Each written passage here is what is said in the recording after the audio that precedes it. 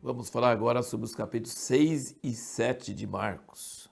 Jesus pregando e fazendo milagres em Nazaré, a cidadezinha onde ele foi criado, onde ele passou a infância. E você percebe que o pessoal ficou escandalizado e admiraram demais como que ele fazia milagres e como que ele tinha tanta sabedoria e tanta eloquência. Sabe o que isso nos mostra? Que até começar seu ministério, até ser batizado por João Batista e receber o Espírito Santo, Jesus era igualzinho a qualquer outro galileu. Ele não se destacava, ninguém sabia que ele era filho de Deus. Ou seja, ele viveu 30 anos como um galileu qualquer. Você já imaginou? Que paciência de Deus, que discrição, né, de agir de uma forma tão normal. Ele parecia um galileu, e galileu naquela época como se fosse lá do interior, né? Interior lá da roça. E Jesus parecia igualzinho a eles. E aí, quando ele chega, depois de ser batizado e com o ministério e tendo feito coisas em outras cidades, eles ficaram escandalizados, porque eles conheciam ele naturalmente.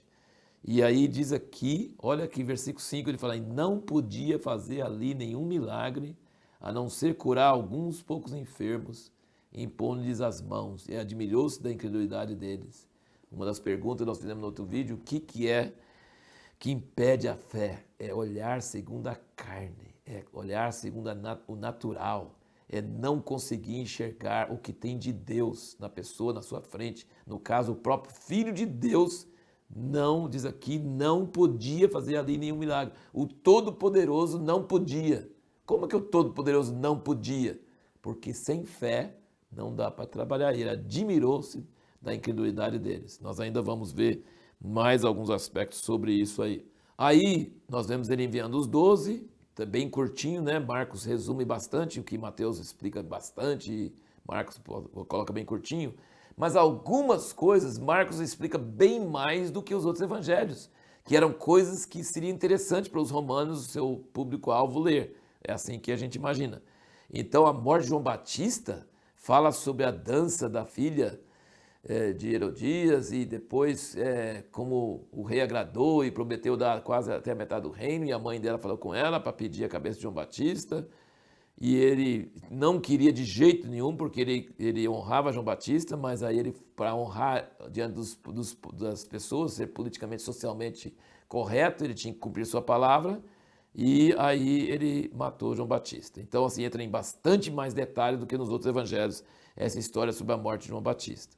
E aí Jesus queria ir para um lugar quieto. Alguns dos outros evangelhos mostram que ele estava meio querendo pensar e orar a Deus sobre essa morte de João Batista, mas aqui fala que também ele queria levar os apóstolos que voltaram de suas viagens curtas, né, missionárias, e ele queria conversar com eles, e tinha muita gente, não dava nem para comer, ele queria ir para um lugar à parte.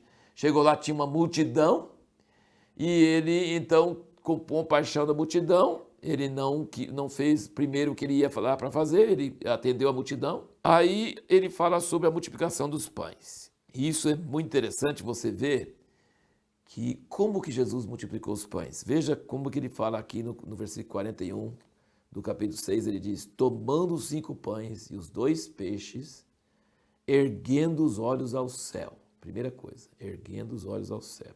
Segunda coisa, os abençoou. Terceira coisa, partiu os pães. Quarta coisa, entregava a seus discípulos que lhes serviram. Também repartiu os 2 peixes por todos. Veja essas coisas. Deus nunca multiplica um pão inteiro. Você tem que partir para que ele seja multiplicado. E ele olhou aos céus e ele abençoou. E partiu, e entregou aos discípulos, os discípulos entregaram para a multidão. Deus sempre multiplica pães partidos, mas não queira que ele multiplique um pão inteiro. Ele tem que ser partido para poder multiplicar. É interessante esse detalhe. E tem que ser abençoado pelo Filho de Deus. Que coisa maravilhosa. E nós sabemos que todo mundo comeu muito, porque sobrou. Quando sobra, é porque todo mundo comeu até encher. E era uma multidão enorme. E os discípulos cataram os pedaços, 12 cestos de pedaços. Os que comeram os pães eram 5.000 homens.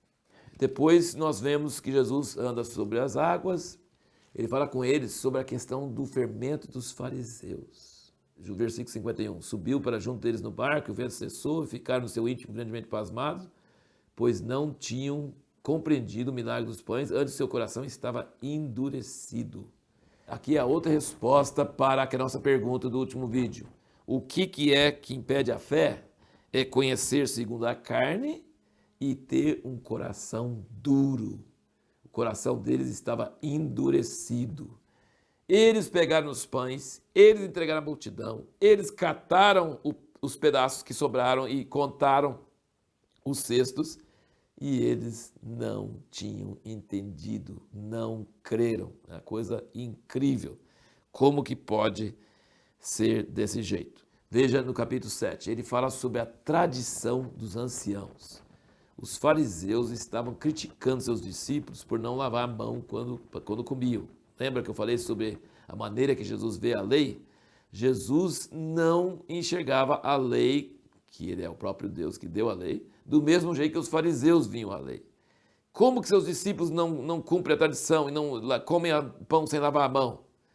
E Jesus usou palavras duras para ele, falando que eles anulavam a lei de Deus pelas suas tradições. Essa é uma das coisas mais sérias que tem sobre religiosidade, é usar tradição para invalidar a palavra de Deus. Em muitas igrejas hoje, se você mudar um pouquinho do ritual que as pessoas estão acostumadas, elas estranham, elas acham que tem alguma coisa errada.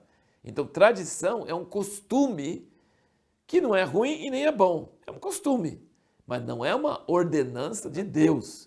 E às vezes as pessoas, ele fala assim, vocês falam que a pessoa nem precisa oferecer ao seu pai e sua mãe o sustento, se ele diz que está oferecendo a Deus, que o sacerdote ia ganhar, né? Então, que ele não precisava sustentar o pai e a mãe, que dando a oferta estava bom, ficava livre. E isso não está na lei de Deus. Ele diz, versículo 13 do 7, ele diz, invalidando assim a palavra de Deus pela vossa tradição, que vós transmitiste também muitas outras coisas semelhantes fazeis. E aí ele fala uma coisa muito dura, ele fala, não é o que entra pela boca que contamina o homem, mas é o que sai do homem, do coração do homem, são as coisas erradas que contaminam o homem. E aí os discípulos ficaram com muita dúvida sobre isso, e aqui no versículo 17 diz, depois quando deixou a multidão e entrou em casa, seus discípulos o interrogaram acerca da parábola. Respondeu-lhes ele, assim também vós estáis sem entender? Você nota aqui em Marcos que Jesus dá uma resposta meio forte para eles. Vocês também não entenderam lá na parábola do semeador? Ele fala assim, como vocês vão entender a parábola? Vocês não entenderam nem essa que é tão simples, né? E aqui, mas aí, depois ele passa e explica direitinho, mas ele dá uma bronquinha primeiro, né? Como que vocês também não entendem? Você não sabe que o que entra de fora, né, vai para o lixo, vai para o esgoto e não tem problema nenhum, mas o que sai do homem é o que contamina ele? Então, mas ele explicou direitinho para eles. E aqui você vê como Marcos também entra em mais detalhes sobre as curas. Aqui no 7, no versículo 34, ele fala que Jesus ergueu os olhos ao céu, suspirou e disse, éfata, isso é, abre-te, e abriram-se os ouvidos, a prisão da língua se desfez e falava perfeitamente. Aqui em Marcos ele encurta muitas coisas mais teóricas, mas milagres ele entra em mais detalhes, ele explica como que Jesus fez. Ele tirou o surdo de entre a multidão, levou à parte, meteu-lhe os dedos nos ouvidos e cuspindo, tocou-lhe na língua, erguendo os olhos ao céu, suspirou. Então aqui, esses detalhes aqui você não tem nos outros evangelhos, você tem isso aqui em Marcos, assim, Marcos ele interessa em passar os detalhes de como Jesus fazia as curas. E mais uma vez você vê que Jesus não gostava de ficar no meio da multidão fazendo sensacionalismo. Ele levou ele à parte e houve um processo, e houve um suspiro, e houve toda uma maneira para que esse homem fosse curado. E a mulher cananeia também, ela foi curada por causa da insistência dela em querer se humilhar. E então nós vemos que ver sinais e milagres não traz fé. Necessariamente, se o coração não estiver aberto, se o coração não estiver sedento, não adianta ver sinais e milagres que não vai ter fé por causa disso. E a pergunta no próximo vídeo é, por que Jesus não precisou jejuar e orar para expulsar o demônio do menino epiléptico?